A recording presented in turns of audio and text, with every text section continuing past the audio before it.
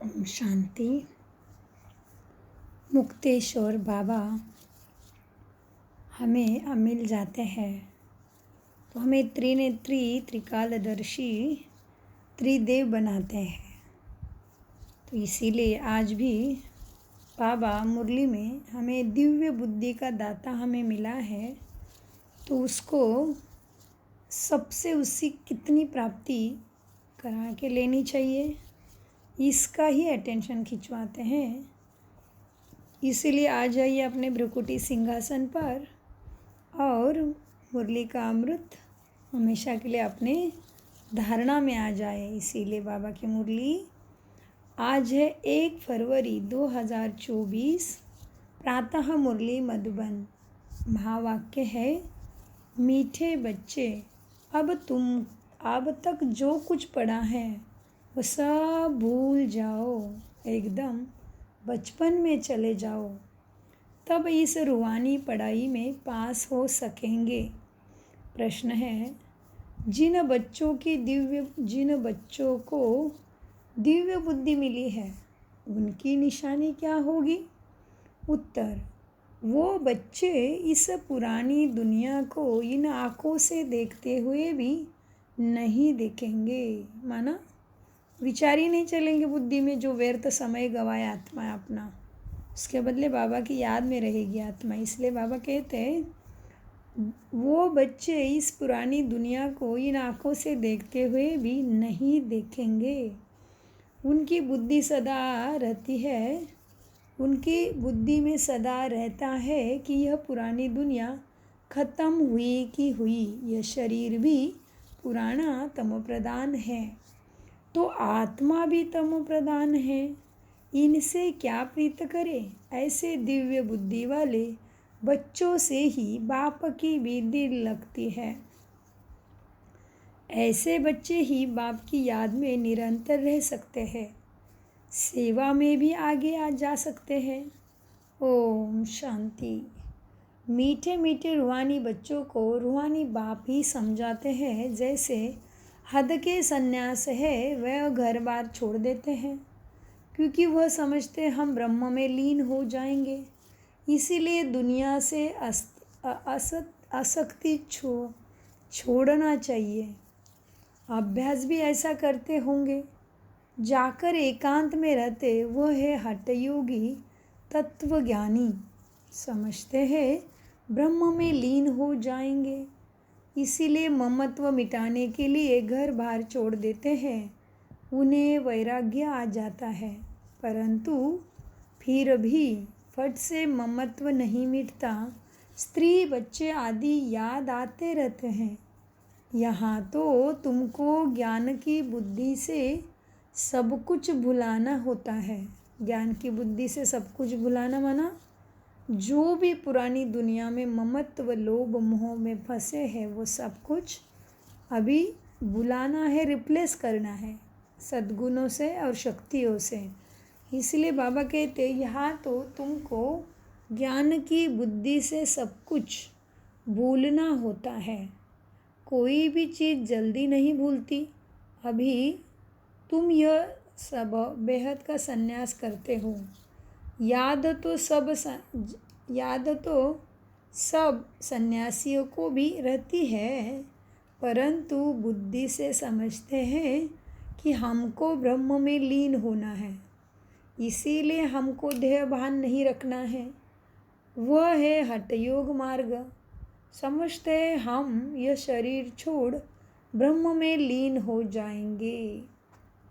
उनको यह पता नहीं कि हम शांति धाम में कैसे जा सकते। तुम अब जानते हो हमको अपने घर जाना है, जहाँ से हम आए थे। ये शरीर लिया तो क्या हुआ, अभी क्या लगता है आत्मा को? तुम अब जानते हो हमको घर वापस जाना है। जैसे विलायत से आते हैं तो समझते हैं हमको बॉम्बे जाना है वाया। अभी तुम बच्चों को भी पक्का निश्चय है। बहुत कहते हैं कि इनकी पवित्रता अच्छी है, ज्ञान अच्छा है, संस्था अच्छी है, माताएं मेहनत भी अच्छी करती है क्योंकि अथक वो समझाती है, अपना तन मन धन लगाती है, इसलिए अच्छी लगती है। परंतु हम भी ऐसा अभ्यास करें, यह ख्याल भी नहीं आएगा। कोई विरला निकलता है, वह तो बाप भी कहते हैं। कोठों में कोई अर्थात जो तुम्हारे पास आते हैं, उनमें से कोई निकलता है। बाकी यह पुरानी दुनिया खत्म होने वाली है। तुम जानते हो, अब बाप आया हुआ है, साक्षात्कार हो न हो। विवेक कहता है बेहद का बाप आए हैं। यह तुम जानते हो कि बाप एक है, वह पारलौकिक बाप ज्ञान का सागर है। तो बाबा कहते बाकी यह पुरानी दुनिया ख़त्म होने वाली है। तो तुम जानते हो, क्या जानते हैं हम? कि बाबा आया है।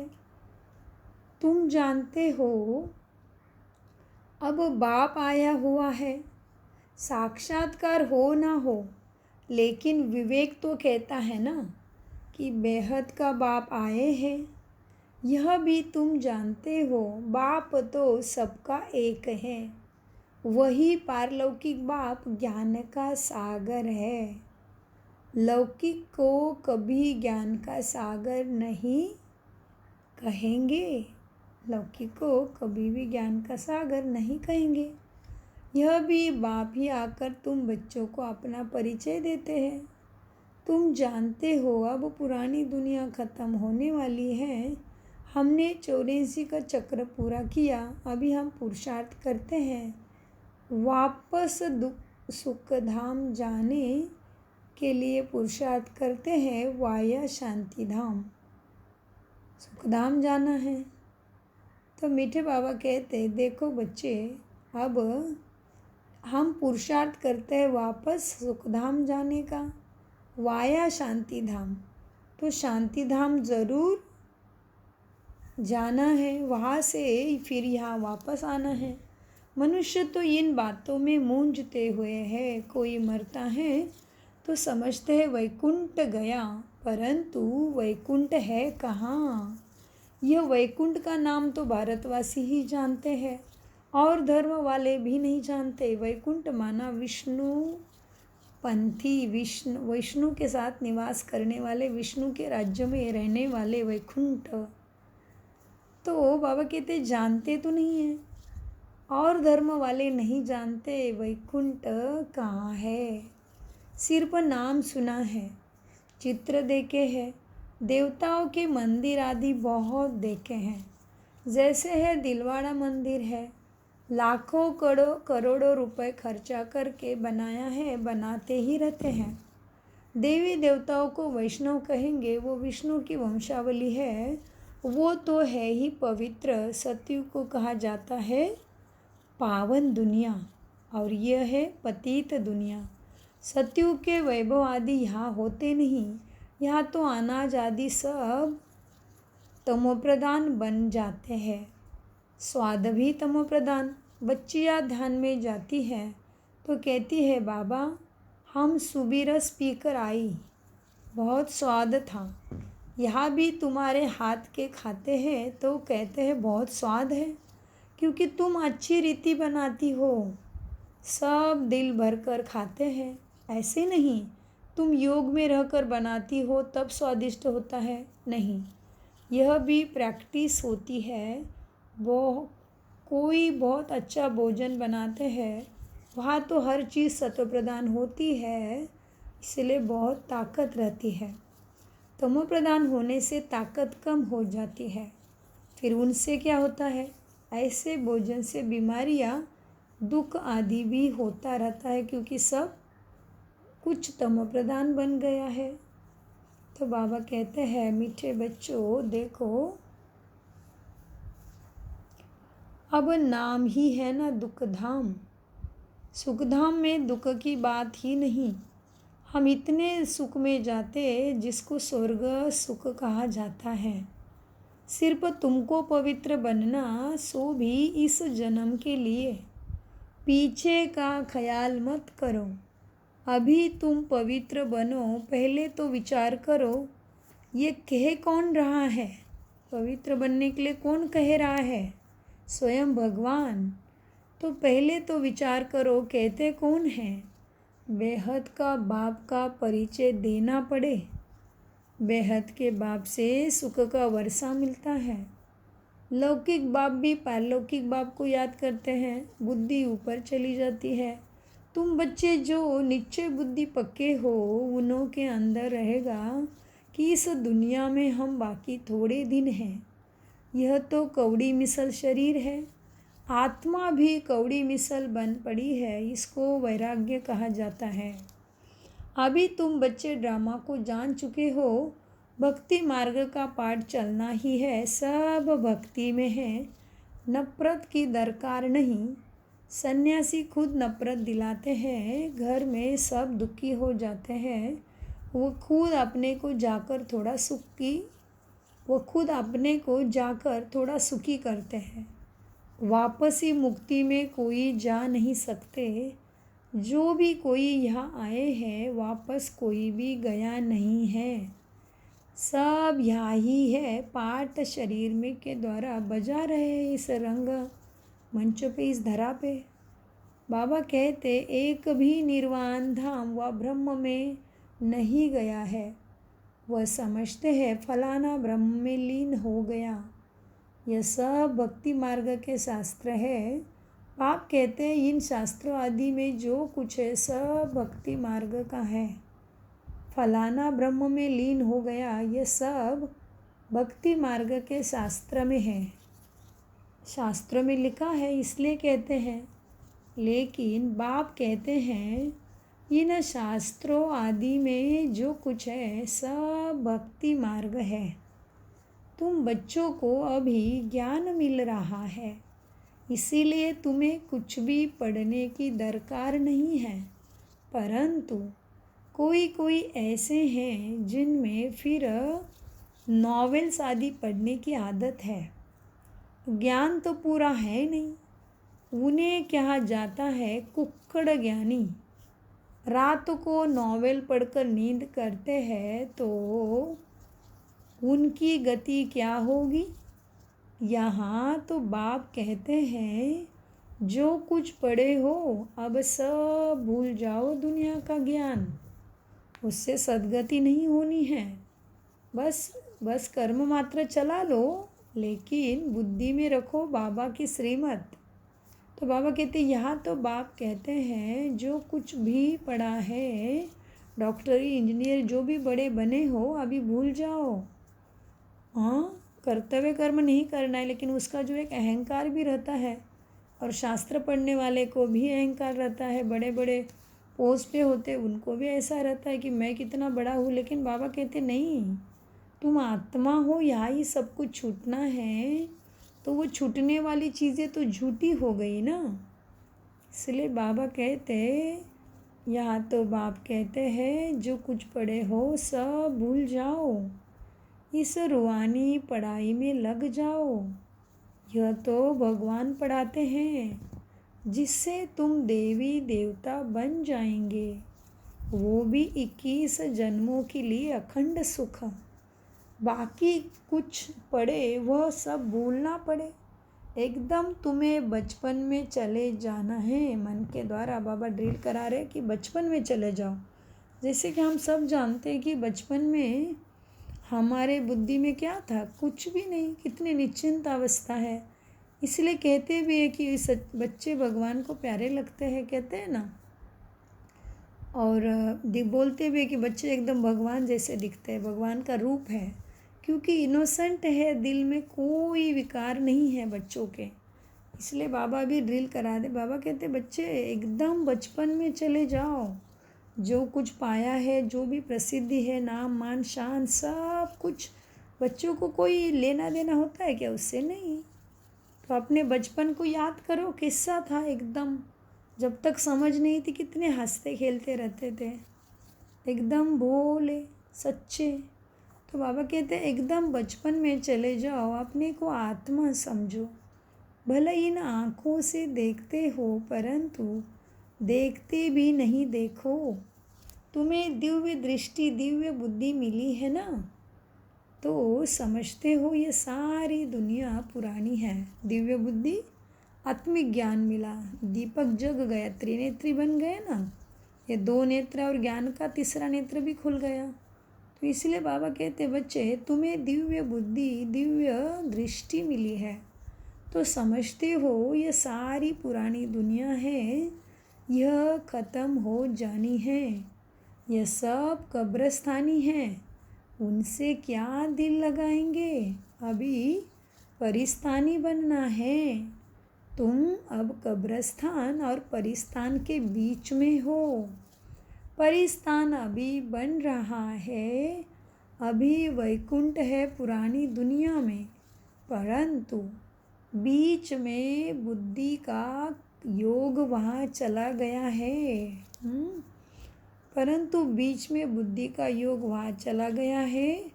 तुम पुरुषार्थ ही नई दुनिया के लिए करते हो, अभी बीच में बैठे हो पुरुषोत्तम बनने के लिए। इस पुरुषोत्तम संगम युग का भी किसी को पता नहीं है। पुरुषोत्तम मास पुरुषोत्तम वर्ष का भी अर्थ नहीं समझते। पुरुषोत्तम संगम युग को टाइम बहुत थोड़ा मिला हुआ है। देरी से यूनिवर्सिटी में आएंगे तो बहुत मेहनत करनी पड़ेगी ना, याद बहुत मुश्किल ठहरती है, माया विघ्न डालती रहती है याद में। तो बाप समझाते हैं बच्चे ये पुरानी दुनिया ख़त्म होने वाली है। बाप भल यहाँ बैठते हैं देखते हैं, परंतु बुद्धि में है यह सब खत्म होने वाला है, कुछ भी रहेगा नहीं। यह तो पुरानी दुनिया है, इनसे वैराग्य हो जाता है। शरीरधारी भी सब पुराने हैं, शरीर पुराना तमो प्रधान है, आत्मा भी तमो प्रधान है। ऐसे चीज़ों को हम देखकर क्या करेंगे, यह तो कुछ भी रहना ही नहीं है, तो उनसे प्रीत नहीं। बच्चों में भी बाप की दिल उनसे लगती है, जो बाप को अच्छी रीति याद करते उनकी ही दिल बाप के साथ लगती है और सर्विस करते हैं। बाकी बच्चे तो सब है, कितने ढेर बच्चे हैं, सब तो कभी देखेंगे भी नहीं। प्रजापिता ब्रह्मा को तो जानते ही नहीं। प्रजापिता ब्रह्मा का नाम तो सुना है, परंतु उनसे क्या मिला है यह कुछ भी पता नहीं है। ब्रह्मा का मंदिर है, दाढ़ी वाला दिखाया है, परंतु उनको कोई याद नहीं करता है, क्योंकि उनसे वर्षा मिलता नहीं है। आत्मा को वर्षा मिलता है एक लौकिक बाप से, दूसरा पारलौकिक बाप से। प्रजापिता ब्रह्मा को तो कोई नहीं जानते। यह है वंडरफुल। बाप होकर वर्षा ना दे तो अलौकिक ठहरा ना। बाबा कहते बाप होकर फिर वर्षा ना दे तो अलौकिक ठहरा ना। वर्षा होता है हद का और बेहद का, बीच में वर्षा होता नहीं। भला प्रजापिता कहते हैं, परंतु वर्षा कुछ भी नहीं। इस अलौकिक बाप को भी वर्षा पारलौकिक से ही मिलता है, तो यह फिर देंगे कैसे? पारलौकिक बाप इनके थ्रू देते हैं। यह है रत ब्रह्मा अलौकिक, तुम्हारा पिता वो परमात्मा का पारलौकिक पिता का रथ है। इनको क्या याद करना है, इनको खुद भी उस बाप को याद करना पड़ता है। वो लोग समझते हैं ये ब्रह्मा को ही परमात्मा समझते हैं, परंतु हमको वर्षा इनसे नहीं मिलता, हमको वर्षा ब्रह्मा से नहीं मिलता। वर्षा तो शिव बाबा से मिलता है। यह तो बीच में दलाल रूप है, यह भी हमारे जैसा स्टूडेंट है, तो डरने की कोई बात नहीं, सबको समझाना है। बाप कहते हैं इस समय सारी दुनिया तमो प्रधान है, तुमको योग बल से सतो प्रधान बनना है। लौकिक बाप से हद का वर्षा मिलता है, तुमको अब बुद्धि लगानी है बेहद में। बाप कहते हैं सिवाय बाप से और किसी से कुछ मिलना नहीं है। फिर भला देवताएं क्यों ना हो, इस समय तो सब तम प्रधान है। लौकिक बाप से वर्षा तो मिलता ही है, बाकी इन लक्ष्मी नारायण से तुम क्या चाहते हो? वह लोग तो समझते हैं यह अमर है, कभी मरते नहीं, तमो प्रधान बनते नहीं।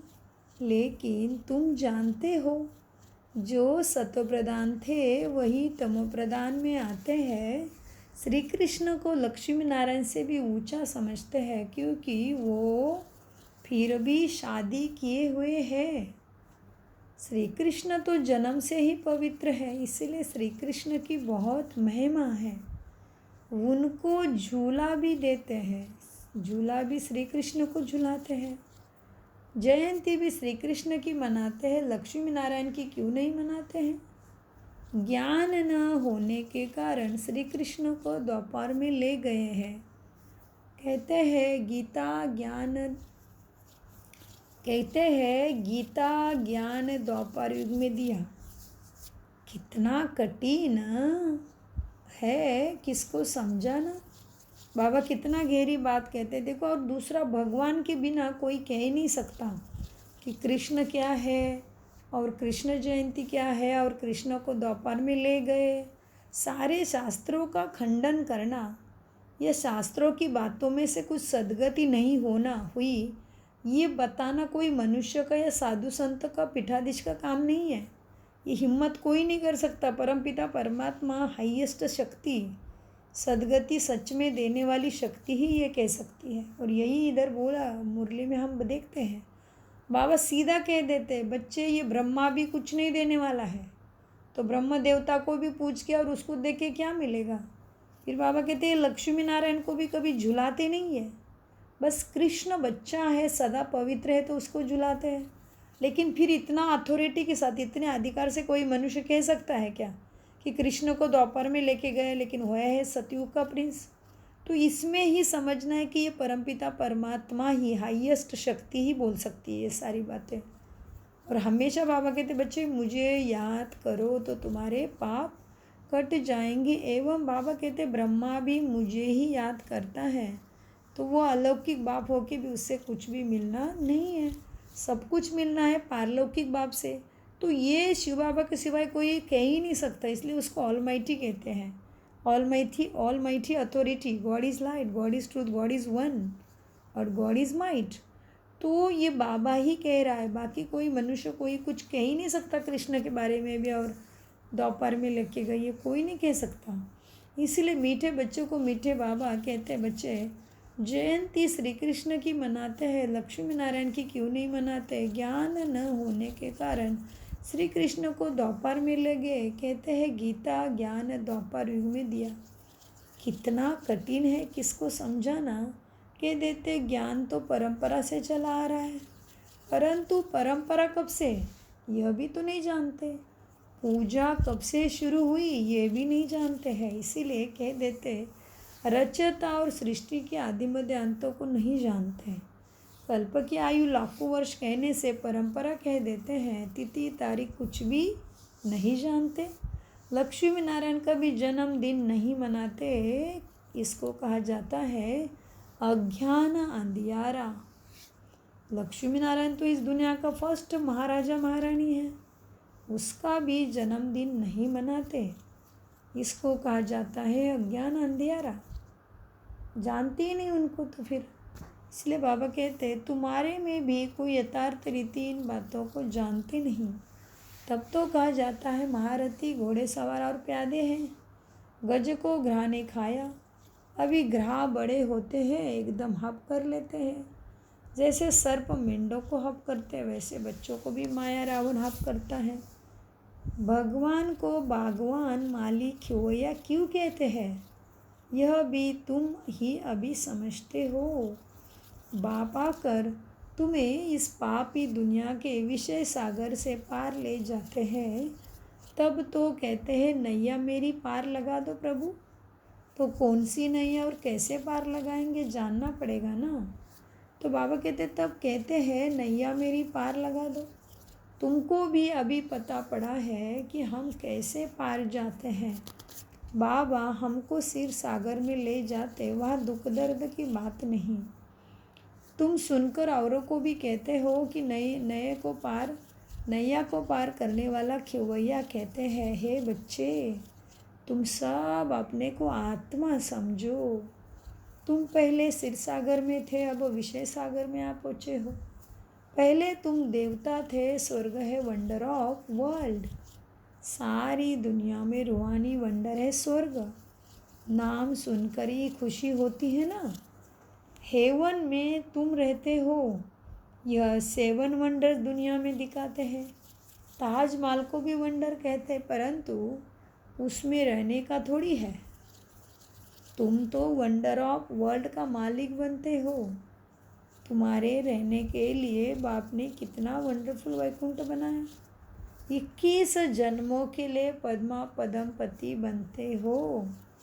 तो तुम बच्चों को कितनी खुशी होनी चाहिए। हम उस पार जा रहे हैं। अनेक बार तुम बच्चे स्वर्ग में गए होंगे। ये चक्र तुम लगाते ही रहते हो। पुरुषार्थ ऐसा करना चाहिए जो नई दुनिया में हम पहले आए। पुराने मकान में जाने की दिल थोड़ी होती है। बाबा जोर देते हैं, पुरुषार्थ कर नई दुनिया में जाओ। तो बाबा क्या करते बच्चों को? बाबा जोर देते हैं कि पुरुषार्थ कर नई दुनिया में जाओ। बाबा हमें वंडर ऑफ वर्ल्ड का मालिक बनाते हैं, तो उनकी आज्ञाओं पर चलने से मालिक बनेंगे। इसलिए बाबा कहते, बाबा हमें वंडर ऑफ वर्ल्ड का मालिक बनाते हैं, तो ऐसे बाप को हम क्यों नहीं याद करेंगे। लेकिन मन बुद्धि से बहुत मेहनत, संस्कारों को परिवर्तन करने के लिए श्रीमत को धारण करने की मेहनत रखना ही पड़ेगा। टेंशन की मेहनत, पुराने स्वभाव संस्कार और ध्येय से ममत्व निकालने की मेहनत। तो बाबा कहते बहुत मेहनत करनी है। इसको देखते भी नहीं देखो ये दुनिया को। बाप कहते हैं भल मैं देखता हूँ, परंतु मेरे में ज्ञान है। मैं थोड़े रोज़ का मुसाफिर हूँ। वैसे तुम भी यहाँ पाठ बजाने आए हो, इसीलिए इससे ममत्व निकाल दो। अच्छा, मीठे मीठे सिकिलदे बच्चों प्रति माता पिता बाप दादा का याद प्यारा और गुड मॉर्निंग। रूहानी बाप की रूहानी बच्चों को नमस्ते। हम रूहानी बच्चों की रूहानी बाप दादा को याद प्यार गुड मॉर्निंग। प्यारे बाबा नमस्ते नमस्ते नमस्ते। धारणा के लिए मुख्य सार नंबर 1, रूहानी पढ़ाई में सदा बिजी रहना है। कभी भी नॉवेल्स आदि पढ़ने की गंदी आदत नहीं डालनी है, क्योंकि कुछ भी पढ़ोगे तो उससे सदगति तो नहीं होगी। अब तक जो कुछ पढ़ा है उसको भूल बाप को याद करना है। नंबर 2, इस पुरानी दुनिया में स्वयं को मेहमान समझ कर रहना है। इससे प्रीत नहीं रखनी है, देखते भी नहीं देखना है। वरदान, हिम्मत और उमंग उत्साह के पंखों से उड़ती कला में उड़ने वाले तीव्र पुरुषार्थी भव। वरदान का विश्लेषण है, उड़ती कला के 2 पंख है, हिम्मत और उमंग उत्साह। किसी भी कार्य में सफलता प्राप्त करने के लिए हिम्मत और उमंग उत्साह बहुत ज़रूरी है। जहाँ उमंग उत्साह नहीं होता वहाँ थकावट होती है, और थका हुआ कभी सफल नहीं होता। वर्तमान समय के अनुसार उड़ती कला के सिवाय मंजिल पर पहुँच नहीं सकते, क्योंकि पुरुषार्थ एक जन्म का और प्राप्ति 21 जन्मों के लिए है। इसीलिए उड़ती कला के बिना तुम मंजिल पर पहुँच नहीं सकते। प्राप्ति 21 जन्मों के लिए ही नहीं, सारे कल्प की ही है। तो जब समय की पहचान स्मृति में रहती है तो पुरुषार्थ स्वतः तीव्र गति से हो जाता है। स्लोगन, सर्व की मनोकामना पूर्ण करने वाले ही कामधेनु है। सर्व की मनोकामना कैसे पूर्ण करेंगे? तो जो जैसा है उसको स्वीकार करना, किसी से भी कुछ एक्सपेक्टेशन न करता, मुझे ही देना है गुणों की शक्तियों का सहयोग सबको। इसलिए स्लोगन में बाबा कहते हैं, सर्व की मनोकामनाएं पूर्ण करने वाले ही कामधेनु है। ओम शांति। मीठे प्यारे बाप दादा का अनगिनत पदम गुना शुक्रिया शुक्रिया शुक्रिया। कम बोलो, मीठा बोलो, सब समझ कर बोलो। शुक्रिया बाबा शुक्रिया। मीठे प्यारे बाप दादा का अनगिनत पदम गुना शुक्रिया। ओम शांति, ओम शांति, ओम शांति।